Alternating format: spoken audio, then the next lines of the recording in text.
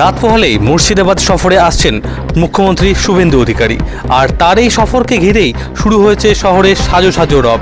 ইতিমধ্যেই তার অর্থাৎ তিনি যেখানে এসে হেলিকপ্টারে করে নামবেন সেই বহরমপুর স্টেডিয়ামে কিন্তু প্রায় প্রস্তুতির মুখে, এবং সেইখান থেকেই হেলিপ্যাড থেকে তিনি হেলিকপ্টারে করে এসে বহরমপুর স্টেডিয়ামে অবতরণ করে সেখানে পায়ে হেঁটে জনতার উদ্দেশ্যে অভ্যর্থনা জানাতে জানাতে তিনি গাড়িতে চড়ে সোজা পৌঁছে যাবেন বহরমপুরের প্রাণকেন্দ্র বহরমপুর রবীন্দ্র সদনে।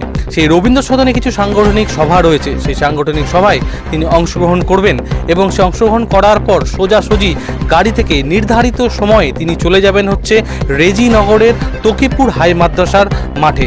সেই মাঠেই কিন্তু বিশাল জনসংযোগ রয়েছে তার, সেখানেই তিনি গাড়ি করে পৌঁছে জনতার উদ্দেশ্যে হাত নেড়ে তাদেরকে অভিবাদন জানিয়ে তিনি মূল মঞ্চে এসে পৌঁছাবেন, এইটাই সূত্র মারফত খবর।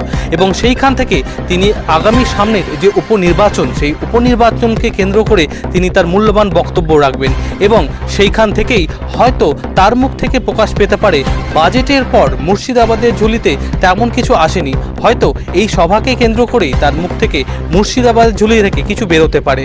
এবং শুধু তাই নয়, এই কেন্দ্র অর্থাৎ রেজিনগরেই রয়েছেন কিন্তু বিধানসভায় নির্বাচনে উইনিং ক্যান্ডিডেট হুমায়ুন কবির। আর ইতিমধ্যেই হুমায়ুন কবিরকে ঘিরে চারিদিকে দেখা গিয়েছিল বিভিন্ন সংবাদ মাধ্যমে বিভিন্ন রকম কটাক্ষ মন্তব্য উঠে এসেছিল এই মুখ্যমন্ত্রী শুভেন্দু অধিকারীকে নিয়ে। হয়তো এই সভা মঞ্চ থেকেই তার বিরুদ্ধে মুখ্যমন্ত্রী শুভেন্দু অধিকারী কড়া জবাব দিতে চলেছেন। এখন গোটা মুর্শিদাবাদের নজর থাকবে কালকের এই সভার দিকেই। দেখতে থাকুন বাংলা নিউজ MSD।